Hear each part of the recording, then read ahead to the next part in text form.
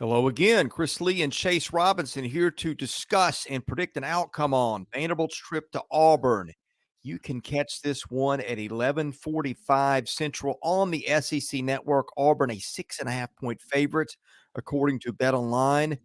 Over under at 48. That makes for an implied final score of Auburn 27, Vanderbilt 21. My composite model has got Auburn by 7.5. The Tigers got a big win in Lexington as Jarquez Hunter ran for, I think, 272 against a stout Kentucky front seven. That gives Auburn some confidence. Vanderbilt took no condolences in coming up 3 points short of Texas. Vanderbilt just continues to play with anybody and everybody, good, bad, or indifferent. Chase, this is going to be a very interesting game in Auburn on Saturday. It is. And do you remember the last time Diego Pavia was in Jordan-Hare Stadium? I know he does. Last year in New Mexico Hugh State. Freeze does too. Yeah, Hugh Freeze does too. And as he said in his press conference, he's tired of seeing that guy. And this will be the last time he has to see him.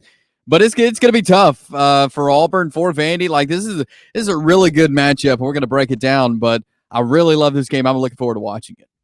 All right, I'm going to give you some numbers starting with when Vanderbilt's got the ball. And to some degree, Vanderbilt is about the most throw out the numbers team out there because the numbers keep telling you this team is going to lose and lose big, and it keeps keeping it close or winning big. And I will give you a couple of stats that I think matter. First, turnover rate, 1% on the nose. Vanderbilt had 3 of its 5 turnovers last week against Texas and still came within a field goal of winning the game, or at least tying the game and sending it to overtime.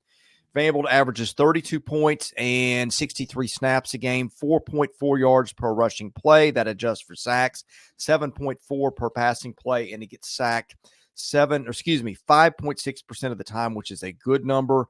Auburn, really good defense, giving up 19.5 points a game, despite its offense putting it in a bad spot time and time again with turnovers. 67 snaps, a 1.5% turnover rate.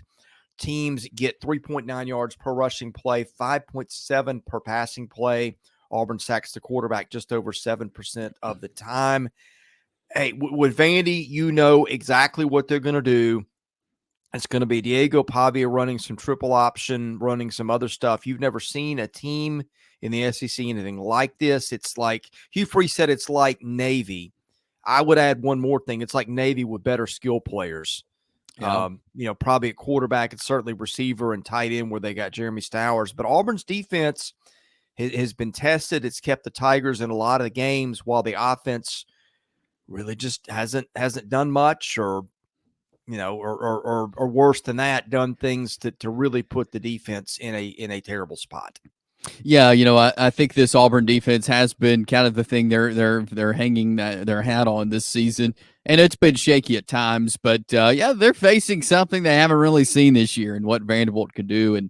And I've just been continued to be impressed by Vanderbilt and being able to face some really good defenses, being able to expose some things on those defenses and keep themselves in ball games. It's incredible what's happening in Nashville right now.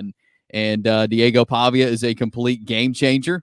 He's going to make plays. You just know it. I mean, he's been able to make plays on a team like Texas, who's towards one of the top teams in the country. Made really good plays on Alabama, on Kentucky, on Virginia Tech. The list goes on. Like, Diego Pavia he's the man. And I think that this is going to be a tough test for him, because I think Auburn's going to throw some things at him differently, having seen him before.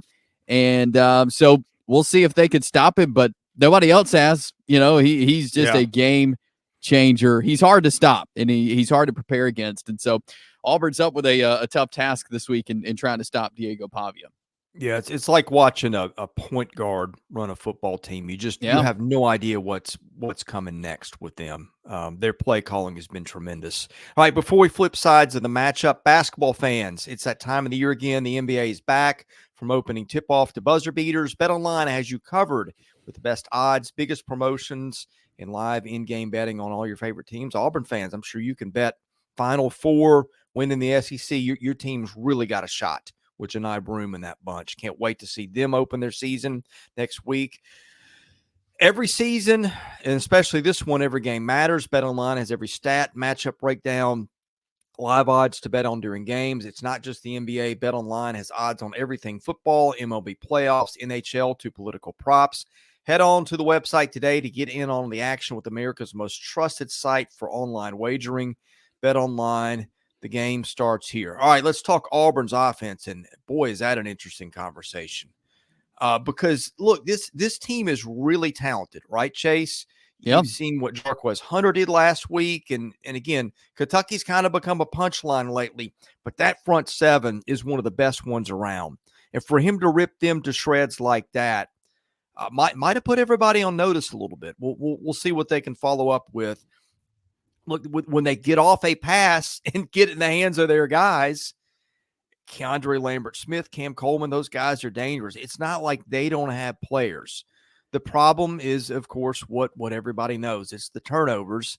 Yeah. Auburn's got a 3.4% turnover rate. That is worst in the league by, I think, a full percentage point, almost. South Carolina is 2.5%. So that tells you how bad Auburn has been with turning it over. 27.6 points a game. They average 6.3 yards per rushing play. Again, that takes sacks out of it. Best number in the league, Chase. Best rushing offense in the league per play, statistically. Passing offense, again, when they get them off, pretty good. 7.5 yards per passing play. Sack rate, 8.4%. That's a little worse than you want, but it's not awful. 6.9 yards per play. That is one of the best marks in the league. In fact, I think only Ole Miss is better than them. Alabama, LSU, both at 6.9 yards a snap. So that they're right there. When they're not turning it over, they're really good. Vanderbilt's defense, not a great unit, but much better than it was a year ago. Clark Lee runs that defense. 22.8 points a game. They're only on the field for 61 snaps a game. That's one of the better marks in the league. That's one of the keys to their success is they keep you off the field. Which, Auburn's defense on the field, 67 snaps a game by comparison, and not a super high number of snaps for a Hugh Freeze team, not as many as you would think. Anyway, 4.7 yards per rushing play, 6.4 per passing play, turnover rate of 2.1%. Vanderbilt will come at you at times. It did it in Texas with blitzes and things like that. That was really the key to their second half, was getting to Quinn Ewers and making plays in space. Also very vulnerable to long throws, which Auburn with Coleman, Lambert-Smith, those guys, they can hit some big plays. So this is really kind of a feast or famine matchup on both sides of the ball, or really particularly on this side of the ball for both teams. Yeah, it is, and we've been saying all season Jarquez Hunter's got to touch the ball more. I've got his carries in front of me here: 12 carries against Cal, 20 against New Mexico, 12 against Arkansas, 17 against Oklahoma, 13 against Georgia, 19 against Missouri, and then 23 carries for 278 yards on Saturday against Kentucky. He did have 152 yards against New Mexico, but other than that, the highest was like 91, but he had 278 Saturday. And when you carry the ball that many times, you're bound to break loose a couple. And so I thought it was a really good game plan to get Jarquez Hunter the football more. And they did that, and they won on Saturday against Kentucky. And so he's one of the better backs in the SEC. So if you get him going, if you're able to hit some of those receivers downfield, the depth of that receiver room, and you play clean football, then, this is a good Auburn team, like we said. And it's just, keeping your head down, keeping focused, not getting rattled. I think that's what Peyton Thorne has done, something that he's just gotten rattled and not been able to come back from it, and that's what Vanderbilt's going to try to do. Is Clark Lee is going to be dialing up a game plan this week of let's get Peyton Thorne off his game. Let's get him rattled. Let's make him make mistakes and give the game to us. And that's what Vanderbilt's going to try to do. But if you just tuck your head, play your game, I feel like Auburn did, especially in the second half of that game, or really the second quarter on in that game against Kentucky, then, we're looking at a different Auburn team than what we've seen the rest of the season. All right, let's get to picks and why. We'll start with you. I'm going to take Vanderbilt. I thought Auburn really turned a corner in that Kentucky game, but Vanderbilt's just they're playmakers. They play hard. they're gonna make you. They're gonna do things that you haven't seen and put you off your game. I think Auburn does look better, but in the end, I just got to go with Vanderbilt. It's hard to pick against them right now, and it's hard to pick Auburn based on the inconsistencies that we've seen. Yeah, both these teams, what they do is they play close games. I mean, throw out Alabama, A&M, New Mexico for Auburn. You know, the Arkansas game was decided deep into the fourth quarter. The Oklahoma game was. The Georgia game was 31-13, but that was pretty close statistically. Missouri game, they lose by 4. Kentucky, that's a close game that they wrap it up at the end with some big runs from Hunter. Vanderbilt, this is the craziest thing I've ever seen. I'm going to give you the point spreads and what they have done. Okay, they were a 13.5-point underdog to Virginia Tech, win that one by a touchdown or overtime. They were a 20.5-point underdog to Missouri, lose that one by a field goal in double overtime. 24.5-point dog to Alabama, win that 40-34. 12-point dog at Kentucky, win that 2013. 18.5-point dog against Texas, lose that one 27-24. You know, even in the games they've lost, Georgia State's Vanderbilt's worst loss. That was a 4-point loss back in September. I mean, what a crazy year. These teams play close games. What decides close games? Possession of the ball and not turning it over. I think you trust Vanderbilt to do that more than you do Auburn right now. That's where I'm going, but nothing would surprise me. Auburn statistically, I think the models that don't really emphasize turnovers have just screamed all year. This is a better team than you're seeing, but week in and week out, you see a lot of the same stuff. Anyway, can't wait to see this one Saturday. We'll wrap it up Saturday night. Best way to get that, hit the like button, hit the subscribe button, enable your notifications. We cover football, baseball, basketball year-round. Caroline.smith@southeastern14.com if you want to reach our audience of millions to advertise.